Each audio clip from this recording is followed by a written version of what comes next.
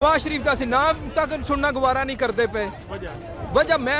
40 साल हो गए ने गवर्नमेंट के विच आया इन्हें अज तक किया की है पाकिस्तान वास्ते जो कुछ किया अपना मुल्क सारा मुल्क का पैसा लुटिया कदी आंदे कर्ज उतारो मुल्क संवारो सारा पैसा टैलीफोन ते बह के लुट के बाहर जाके अपनी जायदादां बना लिया ने बकवास करता सारा मजलूम है मजलूम हुंदा ते इत्थे ना रहिंदा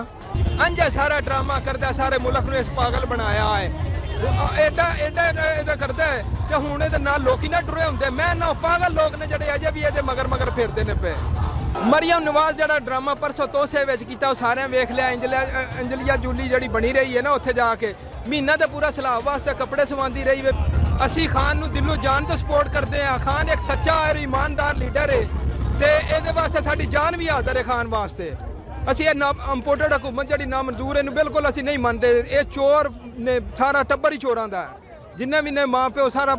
जिन्ने भी ने सारे चोर ही ने इन्हें जिन्ना भी हुण तक पाकिस्तान बनया हुण तक इन्हें लुट के ही खादा है पाकिस्तान नूं सिर्फ इमरान खान ईमानदार है बाकी कोई नहीं ईमानदार सानू सच्चा नवाज शरीफ का नाम तक सुनना गवारा नहीं करते पे वजह मैं 40 साल हो गए ने गवर्नमेंट के विच आया इन्हें अज तक किया की है पाकिस्तान वास्ते जो कुछ किया अपना मुल्क सारा मुल्क का पैसा लुटिया कदी आंदे कर्ज उतारो मुल्क संवारो सारा पैसा टैलीफोन ते बह के लुट के बाहर जाके अपनी जायदादां बना लिया ने ये खान है जिहड़ा वाहद अगर हुणे ते केस बनाते पे ने खान को ओहो जिहा हुंदा तां हुण बाहर ना निकल जांदा मुल्क तूं आंदा मैं अपनी जान बचाना इहदियां प्लेटलेट्स ही नहीं खलोंदियां पईयां बाहर नस जांदा जी मेरा उत्थे ही आराम होना एक दिन भी अस्पताल गया है तो साबित करके विखाओ तुसीं वो कहता है मैं तो बड़ा मजलूम हूँ मुझे तो अदालतों ने रगड़ा दे दिया बकवास करदा सारा मजलूम है मजलूम हुंदा ते इत्थे ना रहिंदा मजलूम वास्ते अवाम भी निकलती है खान ने ना ज्यादती की पूरी दुनिया पूरा पाकिस्तान छड़ के पूरी दुनिया के लोग बाहर आ गए हैं अगर ये एडा हुंदा तो रैली लैके जो निकलिया सी जी उथों इस्लामाबाद तो जो कढ़िया सन तो उदों किन्ने को बंदे इहदे नाल टुरे सन जगह जगह ते 100 किलोमीटर के पैच इंज गड्डियां भजा के टुरी जाते सन अगा वो कहते मेरे खिलाफ साजिश होती रही है लोग भी इसी वजह से नहीं निकलते थे साजिश अंजा सारा ड्रामा करता सारे मुल्क नूं इस पागल बनाया है एडा एडा एडा करता है कि हुण इहदे नाल लोकी ना टुरे हुंदे मैं ना पागल लोग ने जिहड़े अजे भी इहदे मगर मगर फिरदे ने पे मौलाना फजल रहमान को आलिम दीन समझते हो मैं मौलाना साहब मेरे एक अजीज ने उन्होंने नाल इसे गल की बहस हो गई वो आंदे जी मौलाना मैं इहनूं मौलाना मनदा ही नहीं जिहड़ा कि बंदा पैसे की खातर हर चीज़ पैसे की खातर बच्चों को अगे लाया ड्रोन हमले करांदा रहा बाद जाता वो तो मैंने वो सभी ने साइन किए थे तो मैंने भी ड्रोन हमले वाले उस पर साइन कर दिए थे मेरी मजबूरी थी अगर मुसलमान के अंदर मुसलमान का हक है कि दूसरे मुसलमान को तकलीफ भी ना पहुँचे ये आप एडा वड्डा आलिम हो के मदरसियां का खत्म नबूवत का पूरे पाकिस्तान का पूरी दुनिया का सरबराह बन के ये ड्रोन हमले ते साइन करके ड्रोन हमले करांदा रहा उत्थे पाकिस्तान दे विच दूसरी उसकी बेटी भी आजकल बड़ी एक्टिव है मरियम नवाज साहिबा नवाज शरीफ की बेटी मरियम नवाज जिहड़ा ड्रामा परसों तोसे विच कीता सारे वेख लिया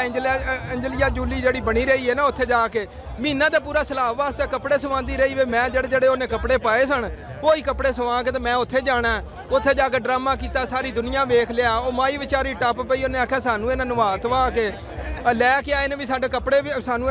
इमदाद करनगे इंजे सुक्के हत्थ फेर के सानू इन्हां भजा दिता वो तो फिर मीडिया ते दोबारा गल चली फिर इन्हां माई लभ के उन्होंने फिर फैसिलिटेट किया ने उन्होंने राशन दिता सारा कुछ दिता माई फिर जवाब भी दिता इन्हें दोबारा मीडिया ते इंटरव्यू दवाया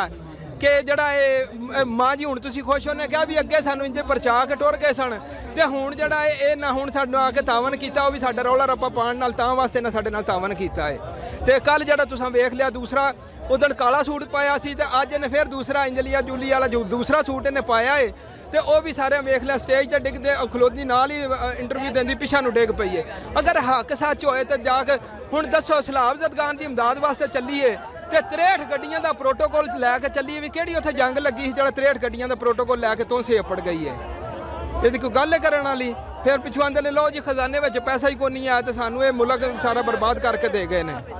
वो तो इसलिए गई है कि सिक्योरिटी के लिए उसे उसकी जान को खतरा है ना मेरी गल सुनो जी सिक्योरिटी तुसां हुण वेख लैणे इत्थे स्टेज ते दवल्ले या अगे पिछे है तुसीं जलसे च आए हो वेखो किन्नी कोई सिक्योरिटी खान जड़ा उदण तुसां वेख्या होना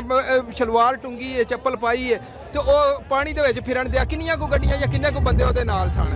इंज ड्रामे सारे करदे ने सिक्योरिटी है अजे कि एक मुजरमा हो के ਜਿਹੜੀ ਰਿਹਾਈ ਹੋਈ ਹੈ ਜਿਹਨੂੰ ਜ਼ਮਾਨਤ ਤੇ ਬਾਹਰ ਕੱਢਿਆ ਨੇ ਵੀ ਮੇਰੇ ਪਿਓ ਦੀ ਮੈਂ ਆਪਣੇ ਪਿਓ ਦੀ ਇਜਾਜ਼ਤ ਕਰਨੀ ਹੈ ਉਹਦੇ ਵਾਸਤੇ ਨਿਕਲੀ ਹੈ ਬਾਹਰ ਤੇ ਨਿਕਲ ਕੇ ਉਹਨੂੰ ਸਰਕਾਰੀ ਗੱਡੀਆਂ ਦਾ ਪ੍ਰੋਟੋਕੋਲ ਦਿੱਤਾ ਜਾ ਰਿਹਾ ਹੈ।